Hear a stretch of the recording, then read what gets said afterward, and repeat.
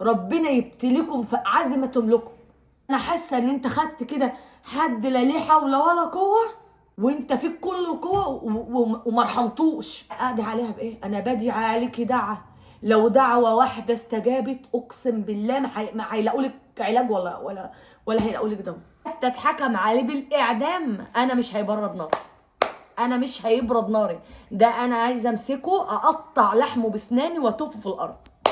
ازيكم يا جماعه؟ عاملين ايه؟ يا رب تكونوا بخير يا رب.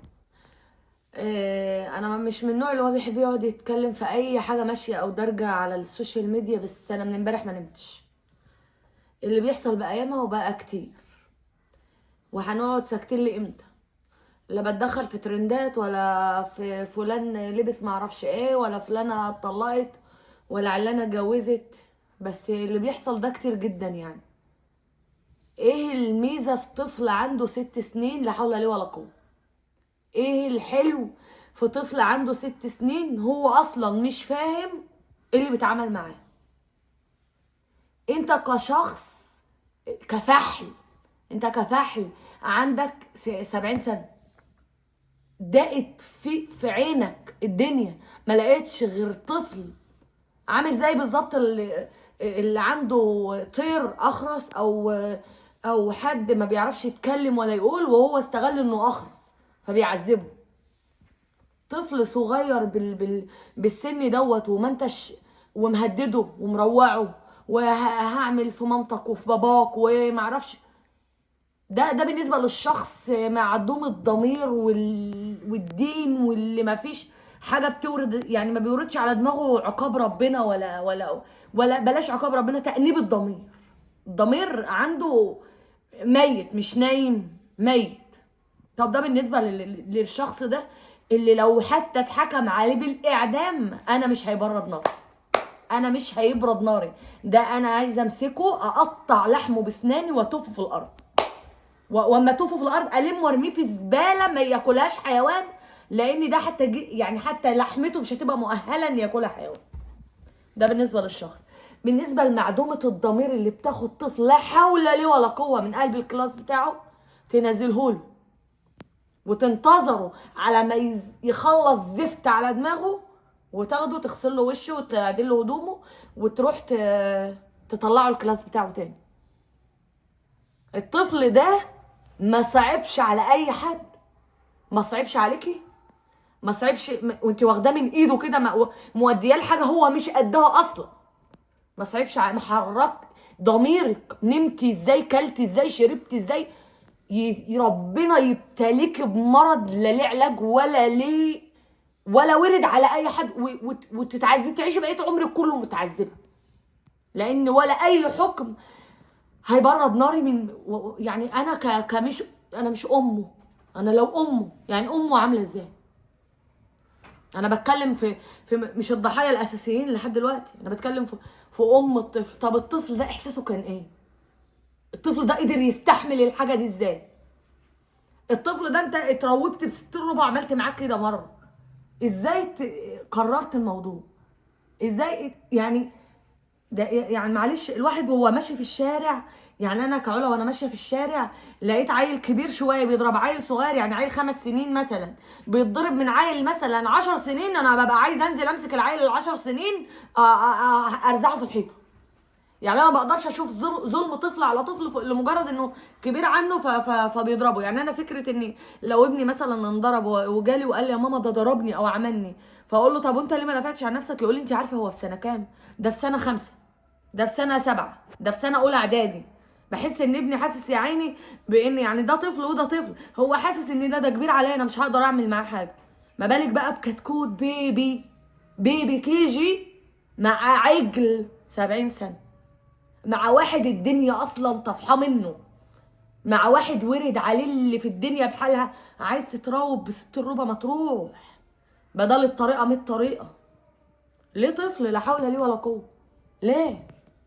ليه طفل كذا مره؟ ليه طفل بيستحمل الم فوق طاقته، الم ما يستحملوش واحد كبير، وتهديد وترويع، ويبقى ماشي في ايد واحده معدومه الضمير وحسبي الله ونعم الوكيل فيها، ماشي في ايديها وعارف هو رايح لايه، عارف انه بيروح المكان ده للشخص ده يحس بألم هو مش قادر عليه، وفي الاخر ياخدوه يطلعوه الكلاس. اللي هو ازاي؟ اللي هو 6 سنين، اللي هو بيبي. يعني هو حتى لما جه يتكلم في الموضوع هو مش عارف هو بينعمل له ايه، بس هو عارف انه بيتوجع جدا. اتسبب له في مشاكل ان هو مش عارف يعمل يخرج، يعني يعمل حمام طبيعي. ولما انعرض على الطب الشرعي، تقرير الطب الشرعي زي الزفت. ليه طفل 6 سنين يعني يتعرض للحاجات دي على مدار سنة كاملة، يحصل له تهتك كامل؟ طفل يعني والله العظيم البني ادم، يعني انا حاسه بعجز، اقسم بالله. انا يعني يمكن مش عارفه اكل ولا عارفه اشرب ولا عارفه انام، وقلقانه لان انا عندي 3 عيال. ليه ابني في السن ده بدل ما اقعد معاه واقول له يا حبيبي اللي ياخد حاجه مش بتاعته يبقى نوتي، واللي ياخد واللي يقول كلمه عيب يبقى حرام عليه، وربنا بيحب الطفل الجميل فنخلي هدومنا نظيفه؟ لا، ليه اقول لابني اوعى حد يعملك ولا يلمس هنا ولا يلمس هنا ولا يقلعك ولا يعملك؟ احنا على زماننا، انا دلوقتي انا مواليد، انا من التسعينات. احنا على زماننا اهالينا ما كانوش بيوعونا، لان اهالينا كانوا ايام زمان كان في حاجه اسمها حياء وخشة، وكانوا ما يعرفوش يقولوا لنا مثلا لو حد عملك ولا لو حد خلالك ولا لو حد سوالك. ليه انا دلوقتي مضطره ابني 5 سنين اقعد معاه واقول له اوعى حد يقلعك البنطلون، اوعى حد يعمل لك حاجه، اوعى. فاللي هو الطفل ده بدل ما يبقى كله طموحه انه العب ايه او لعبه جديده او اتعلم سلوك كويس او لا احافظ على العابي او ادي صاحبي من السندوتش بتاعي، يبدا اللي هو يركز لا ده انا محدش ينفع يلمسني ومحدش ينفع يقلعني ومحدش ينفع يعملني. ليه اضطرتونا ان احنا نوعي ولادنا ونفتح دماغهم على حاجات زي دي؟ يعني انا لما شفت الواقعه دي قلت انا هتكلم مع ابني اقول له ايه؟ هفتحه في الموضوع ازاي؟ هقول له خلي باله ازاي وهو طفل 5 سنين؟ انا كأم هتكلم مع طفل في حاجه عيب زي دي ازاي؟ ومنتهى اللامبالاه. اهلا وسهلا بالمشاكل، ولا اهلا وسهلا بالاتهامات، والقضاء هيقول كلمته، والقضاء هيقول كلمته ان شاء الله. وانا متامله ان حق الطفل ده يرجع، ودي مش حاله فرديه، ده كل يوم في الحالات دي واكتر. بس فكره ان انا اودي ابني مدرسه وادفع فلوس، والمفروض ان انا مودياه حرم، مودياه مكان يتعلم فيه التربيه والقيم والمبادئ والعيب والصح، المسؤولين فيه او اللي المفروض يحموا لي ابني ويحافظوا لي عليه انه ما يجينيش مضروب من صاحبه في الكلاس، يبقوا هم نفسهم اللي جانوا عليه، يبقوا هم نفسهم اللي دمروا طفولته ودمروا نفسيته. يبقى انا وديت ابني وصرفت عليه علشان اعلمه كويس واقعده في وسط ناس تاهله كويس ويتعلم ويبقى نطقه احلى من مثلا من اني اعلمه في مدرسه عاديه او كذا. يجيلي انا دلوقتي واقفه قدام ابني البيبي مش عارفه ااهله نفسيا ازاي واعالجه عضويا ازاي. يعني مش رايح بقى يجيب حاجه من السوبر ماركت فاهمال اهل انها ازاي تسيب ابنك في السن ده يطلع لوحده فواحد خده عمل فيه حاجه. لا، ده انا وديته المدرسه عشان يروحوا ياخدوه من قلب الكلاس بتاعه. تنزل اقضي عليها بايه؟ انا بدعي عليكي دعوه، لو دعوه واحده استجابت اقسم بالله ما هيلاقوا لك علاج ولا هيلاقوا لك دواء. انا اودي ابني المدرسه ومفكره نفسي اني بحطه في امان، واتاريني بوديه المكان اللي بيتعرض فيه لده، اللي بيتعرض فيه لاي حد في الدنيا ما يقدرش يستوعبه ان ابنه يحسه. ابوه المتغرب الشقيان اللي محروم من شوفته ومحروم من قعدته علشان خاطر يوفر له قرش عشان يعلمه كويس ولا يلبسه كويس، يقعد كده لا حول ليه ولا قوه قدام ابنه بعد ما اتدمر سنه كامله عيل بيتدمر. يا جماعه والله العظيم اقعدوا مع عيالكم وايا كان عمر ابنك ايه واتكلموا بجراءه، وما نقولش هنا اللمسه الوحشه وهنا اللمسه، لا نقول لهم لو حد جه قال لك اعمل ولا حد عمل ولا حد فعلا قدر عليه، لانه ده بيبي هيقدر عليه، وهددك ان هعمل واخلي واسوي، محدش هيقدر يعمل لك اي حاجه. وتعالى واحكي لي وما تخافش، وانا انا اقدر على اي حد يأذيك، وانا ما اسمحش لاي حد يأذيك. اتكلموا مع الاطفال اللي عقلهم قد كده يا جماعه بمنتهى الواقعيه، لان احنا بقينا عايشين في زمن اقسم بالله ما حد بقى عنده ضمير. والله ما حد بقى عنده ضمير. الواحد عايش في انا بيجي لي هواجيس من امبارح اقسم بالله. انا متوتره، يعني انا كواحده كبيره شوفي نفسيتي عامله ازاي. انت ده كطفل بقاله سنه بيتعرض للحاجه دي. ده كطفل ما اتكلمش مع مامته إلا لما قالت له احنا مسافرين عند بابا، فعرف انه هيمشي من البلد، فالتاني ده مش هيطوله اللي هو قال له اقتلك واقتل مامتك وباباك.